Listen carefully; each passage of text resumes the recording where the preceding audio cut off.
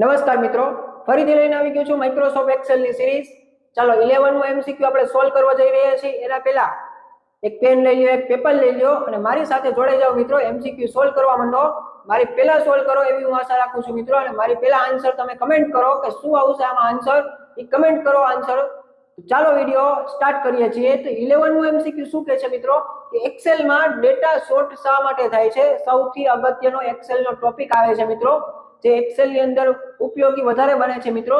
Sort એટલે શું? તો કે સોર્ટ એટલે સર આપણે થાય અરેન્જ કરવું। શું કરવું? અરેન્જ। અરેન્જ એટલે શું થાય? પણ અરેન્જ એટલે શું થાય કે આપણે કાંઈ બી લખ્યું હોય તેને ક્રમમાં ના ગોઠવવું હોય તો ક્રમમાં ગોઠવવા માટે સોર્ટનો ઉપયોગ થાય છે। શેનો ઉપયોગ? સોર્ટનો ઉપયોગ। સોર્ટના ટોટલ બે પ્રકાર આવે છે। તો કે પહેલો પ્રકાર શું આવે? તો કે અસેન્ડિંગ આવે છે। શું આવશે મિત્રો? અસેન્ડિંગ। અસેન્ડિંગ ને આપણે ચડતા ક્રમમાં કહીએ છીએ। શું કહીએ છીએ? ચડતો ક્રમ। તેનું ઊંધું ડિસેન્ડિંગ એટલે શું થાય? કે ડિસેન્ડિંગ એટલે સર ઉતરતો ક્રમ થાય। આટલું તો આવડે જ ને સર? હવે ઉતરતો ક્રમ। ચડતો ક્રમ એટલે શું કહેવાય? અસેન્ડિંગ। ડિસેન્ડિંગ એટલે ઉતરતો ક્રમ થાય મિત્રો। ચડતા ક્રમમાં ગોઠવવું હોય તો અસેન્ડિંગ આવે અને ઉતરતા એટલે ઊંધેથી આપણે ચાલુ કરવું હોય તો ડિસેન્ડિંગ આવે। શોર્ટના બે પ્રકાર છે। તો શોર્ટ એટલે થાય શું? તો કે અરેન્જ કરવું થાય મિત્રો। સમજાણું? અરેન્જ એટલે આપણે સરખી રીતે એને ઊંધેથી અથવા સીધેથી ગોઠવવું છે। ગોઠવવું એટલે ઇંગ્લિશમાં કહેવાય અરેન્જ કરવું। તો જવાબ શું આવશે આમાં? અરેન્જ કરવું આવશે મિત્રો। પ્રશ્ન શું હતો કે એક્સેલમાં ડેટાને સોર્ટ શું કામ થાય છે? શા માટે થાય છે? તો શા માટે થાય? તો કે અરેન્જ કરવા માટે સોર્ટનો ઉપયોગ થાય। સમજાઈ ગયું મિત્રો? ચાલો નેક્સ્ટ એમસીક્યુ માં આગળ વધી મિત્રો। 12મો એમસીક્યુ શું કહે છે? સૌથી અગત્યનો ટોપિક કે એક્સેલમાં ફિલ્ટરનો ઉપયોગ શા માટે થાય છે મિત્રો? ફિલ્ટર એટલે શું?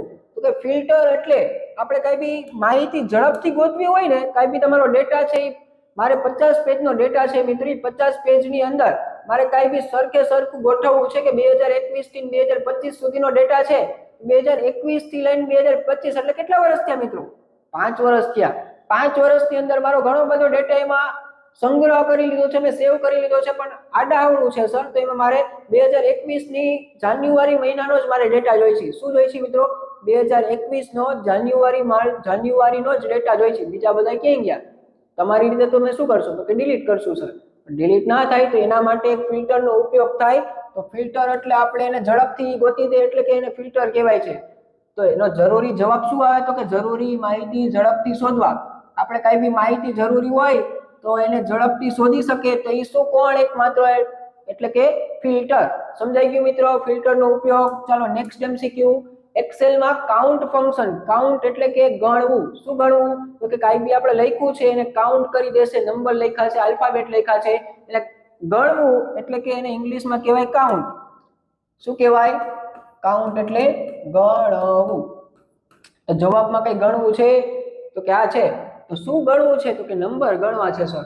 તો જો નંબર એટલે કે અહીંયા જો સી આન્સર આવે, નંબર ગણે। શું ગણે? નંબર ગણે। સમજાઈ ગયું મિત્રો? ચાલો નેક્સ્ટ એમસીક્યુ આમાં આગળ વધી।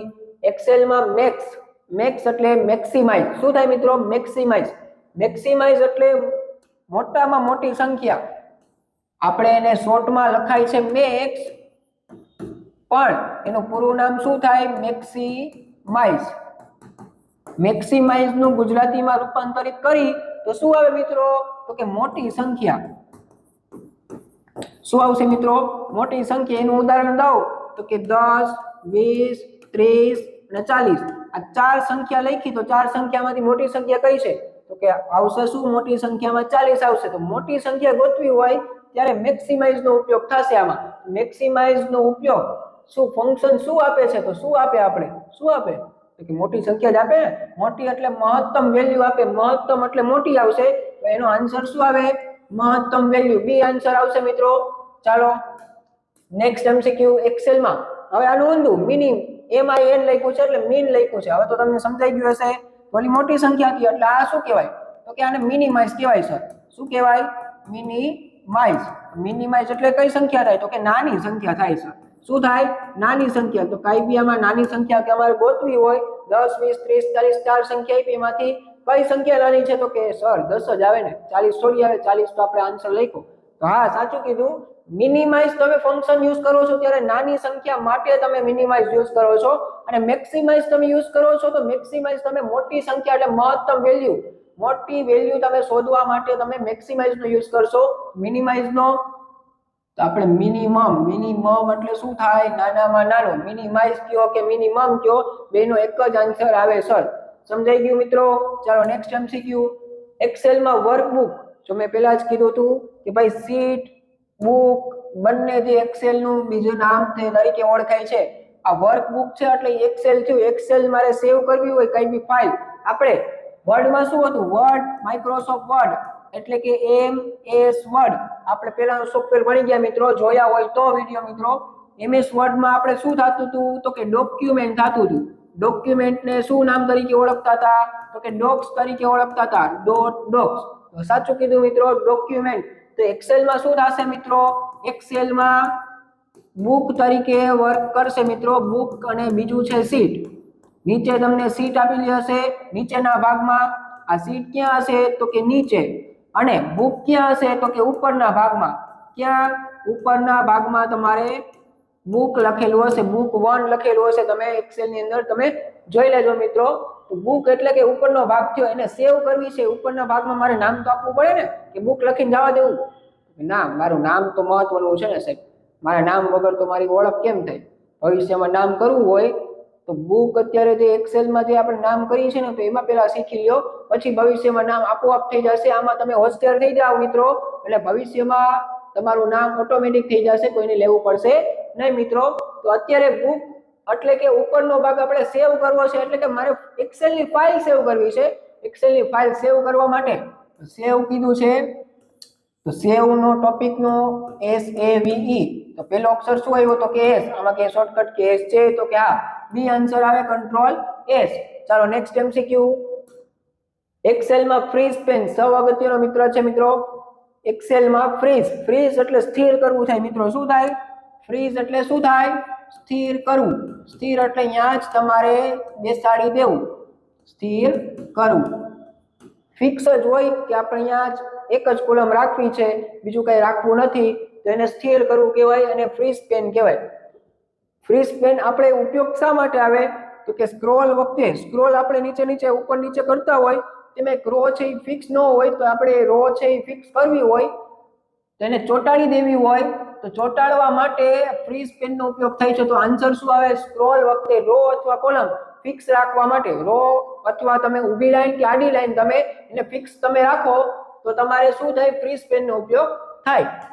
ચાલો નેક્સ્ટ એમસીક્યુ. એક્સેલમાં પેજ લેઆઉટ નો ઉપયોગ શા માટે થાય? તો પેજ લેઆઉટ એટલે શું? પેજ લેઆઉટ એટલે તમારે પ્રિન્ટ તમે આપવી હોય, તો પ્રિન્ટ તમે આપો તો એ પેજ લેઆઉટ થી તમે પેજ લેઆઉટ પ્રિન્ટ તમે આપો તો એક અક્ષર નાનો હોય, એક પેજ નાનું હોય, અથવા પ્રિન્ટ તમારે બીજા પેજમાં વહી જતી હોય તો પેજનું માર્જિન સેટ કરવા માટે પેજ લેઆઉટનો ઉપયોગ થાય છે. એમાં પ્રિન્ટ સેટિંગ એવું લખેલું છે, તો કે હા, પ્રિન્ટનું આપણે સેટિંગ કરવું હોય તો પેજ લેઆઉટનો ઉપયોગ થાય. ચાલો નેક્સ્ટ એમસીક્યુ. એક્સેલમાં વાપ ટેક્સ્ટનો ઉપયોગ શા માટે થાય? વાપ ટેક્સ્ટ એટલે કાંઈ બી એક લખ્યું, એ મારે એક ખાનું આવડું નાનું હોય, એને મારે નાનું ખાનું ને પાછી આપણે દૂરથી લખ્યું. દૂરથી મીન્સ મિત્રો કાંઈ બી આપણે આખું નામ લખ્યું તો ખાનું તો નાનું જ છે ને, તો કે હા સર ખાનું તો નાનું જ છે, તો આખું નામ એમાં સમાર દઉં, કે ના નો સમય સર.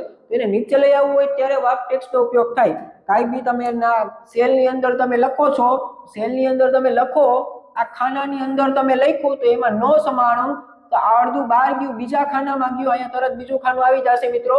બીજા ખાનાની અંદર ગયું એના કરતા તમારે અહીંયા જ નીચે લખવું છે, આ જ તમારે ટેક્સ્ટ અહીંયા આવવું છે, તેનો વાપ ટેક્સ્ટનો ઉપયોગ થાય મિત્રો.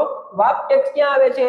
તો કે આપણે ટેક્સ્ટ એટલે કે અક્ષરને નીચેની લાઈનમાં બતાવવું છે તો સી આન્સર આવે મિત્રો.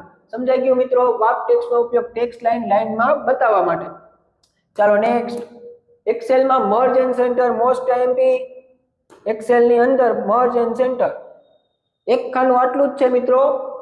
આ રો છે, આ રોમાં આ ખાના છે, આ ખાનાને મારે આમાં કઈ લખ્યું કે એક્સેલ લખ્યું, હવે એક્સેલ છે એ બીજા ખાનામાં ગયું, તો કે હા, પણ મેં એમ કીધું કે એક્સેલ છે એ મારે અહીંયા વચ્ચે લાવવું છે. ક્યાં લાવવું છે? વચ્ચે. અને મોટા અક્ષર કરીને મારે ટાઇટલ આપવું છે.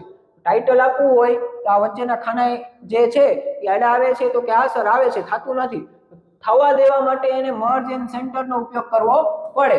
મર્જ ઇન સેન્ટર એટલે કે સેલ જે છે એટલે ખાનાને મારે 5 ખાના હોય તો 5 ખાનાનું એક ખાનું કરવું એટલે કે મર્જ એટલે કે ભેગું કરવું. સાદી સિમ્પલ ભાષામાં સરળ ભાષામાં કહું તો મર્જ એટલે શું થાય? ભેગું કરવું. તો શું કરે? તો જો સેલ ડિવાઈડ તો ભાગ ના પાડે, સેલ જોઈન કરે તો કે આ તમારી વાત તો સાચી સર, સેલ જોઈન કરે, જોઈન એટલે કે ભેગા કરે. સમજાણું મિત્રો?